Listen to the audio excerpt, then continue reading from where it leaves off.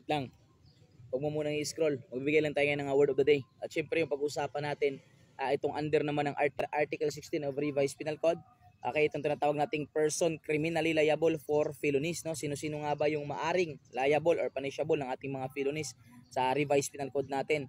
Kasi meron tayong tatlong participants in the commission of crime. We have the principals, accomplices, tsaka yung accessories natin. At syempre yung ating pong felonies ay classified po siya. Meron po siyang tatlong categories under naman ng Article 9 of Revised Penal Code. We have the grave felonies, least grave felonies, tsaka yung light felonies natin.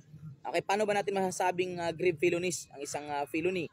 Unang-una, pag sinabing grave felonies, ito po yung mga krimen or mga felonies na kung saan meron siyang penalty which is attaches capital punishment or tinatawag natin itong mga afflictive penalties. Gaya na lamang ng mga krimen which is penalized by una, reclusion perpetua, reclusion temporal, tsaka yung tinatawag nating mga prison mayor. At is considered grave felonies po yan. At syempre, pag sinabi naman po nating least grave felonies, ito naman po yung krimen or felony na merong penalty ng nagawang krimen ay penalty niya is una, pwedeng prison correctional, pangalawa, pwede ding aresto mayor. At syempre, yung ating light felonies naman po, meron siyang punishable of aresto minor. Okay, so yun po yung ating categories of felonies natin. And always remember po, Article 7 of Revised Penal Code, sabi sa Article 7, light felonies, it is only punishable when it is consummated. Okay, uulitin ko po, in general rule, ang light felonies po natin, it is only punishable when it is consummated. But there is an exception.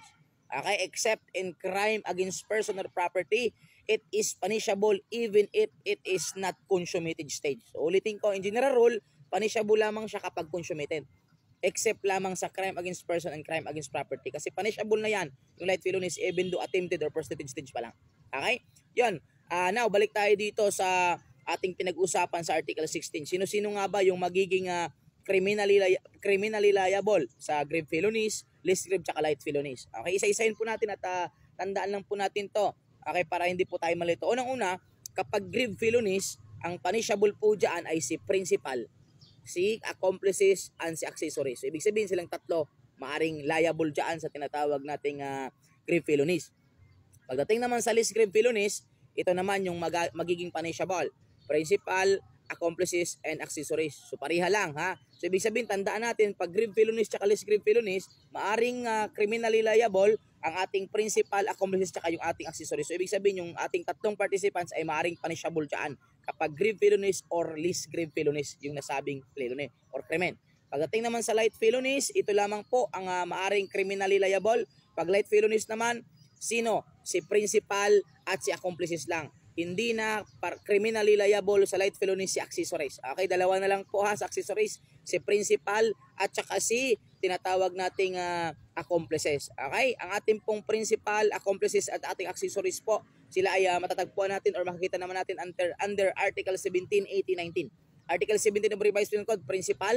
Article 18 naman po, accomplices, at saka Article 19 as accessories. At syempre, sa mga gustong malaman po kung ano nga ba yung tatlong participants na yan, pwede nating bisitahin yung mga previous word of the day natin. Marami na po tayong mga word of the day na diniscuss natin yan kung ano nga ba sila.